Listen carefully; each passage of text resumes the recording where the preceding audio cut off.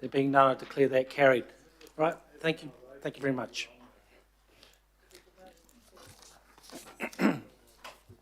Okay, brings us on to the next item. Draft Statements of Intent, 2026 to 29 for Tautaki Auckland Limited, Auckland Future Fund Trustee Limited, and non-substitute CCOs. Thank you. The purpose is to receive the draft statements of intent for 2026-29 for those entities, and we'll bring staff up. And it's been moved by Deputy Mayor. It's been seconded by Councillor Baker. So straight into it, team. Thank you. Kia ora koutou. My name is Rachel Wilson. I'm from the CCO governance team. So this is just a procedural report today for Council to receive the draft SOIs from Tātaki and Auckland Future Fund. So that's for 2026 to 2029. So due to scheduling changes for today's meeting, CCOs weren't able to attend to present their SOIs and answer questions. So however, we're going to have CCO representatives available at a drop-in session for yourselves as elected members. So that's scheduled for Friday the 1st of May. And then once we've had that drop-in session, the next step in the process is for shareholder comments on the documents to be agreed at your next committee meeting. That's it? Okay, all right. Are there any questions? Councillor Turner, thank you. The Future Fund had some management issues. Have they been sorted?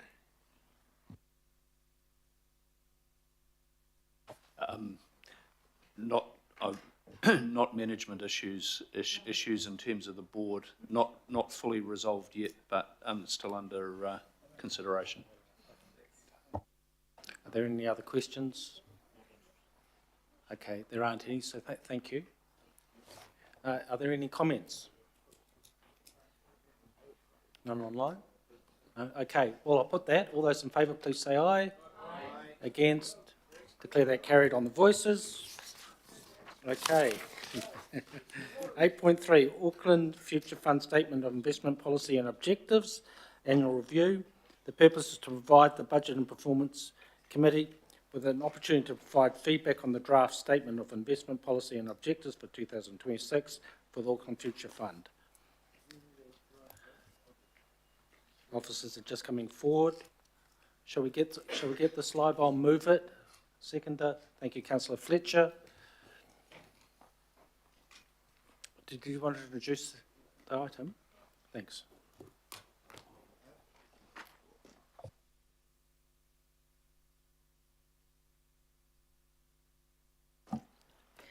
Tēnā koutou katoa. I'm Megan Holly. I'm the Treasury Investments Relationship Manager. Sorry, Megan. Just for those online, can we just get the microphone a little bit closer to you? Thank you. So yes, I'm the Treasury and Investments Relationship Manager, mostly working between the board and the council. And today we're tabling the statement of intent. Sorry, not the statement. The SIPO, the Statement of Investment Policy and Objectives for the Future Fund. I'll take the report as read, but some of the key points. Basically, the SIPO is the governance management framework for the fund and sets out strategies and objectives. Last year, the first SIPO was adopted by the governing body, and that happened towards the end of last year, so the investment could commence.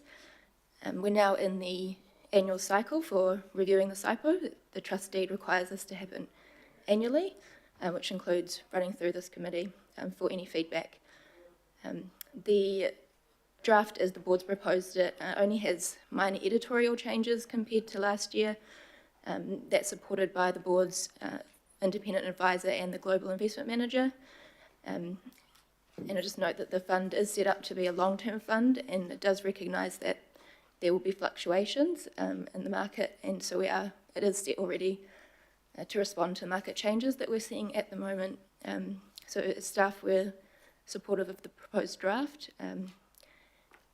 Any feedback, though, is due back to the board by the 18th of May for their consideration. Thank you.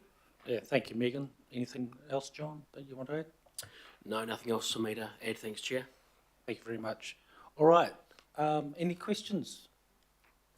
Yes, thank you, Councillor Bartley. Thank you, Chair.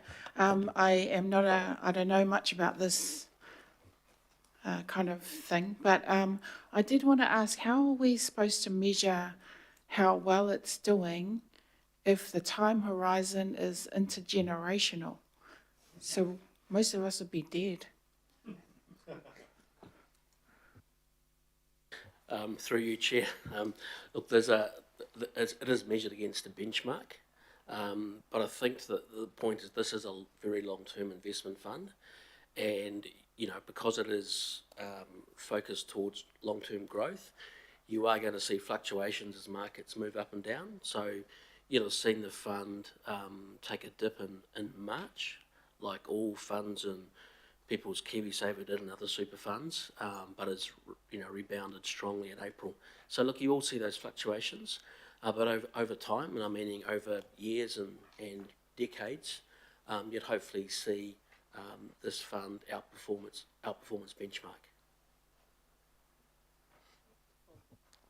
Oh, right. And one more question. I saw that we put in the 45 million from Ports of Auckland. Are we putting in more money, or are they good? We don't need to keep putting more money in something that's supposed to make us money. Okay. We don't need to put any more in. There's no requirement, but there is, I think, a previous resolution you passed for us to look at options and what other things might we want to put in. So there's work underway, and we'll bring that through in due course around what are some other options of other assets that could go into the fund. It's not needed, but it is an opportunity that we can look at, and we'll bring options in due course. Thank you for the question.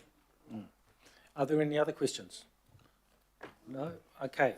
All right, team. Well done. Thank you. Are there any comments? None online? Okay. All right. I'll put that. All those in favour on voices, please say aye. Aye. Against? Carried. Right. I think now we're in the home straight here. There's some procedural items here.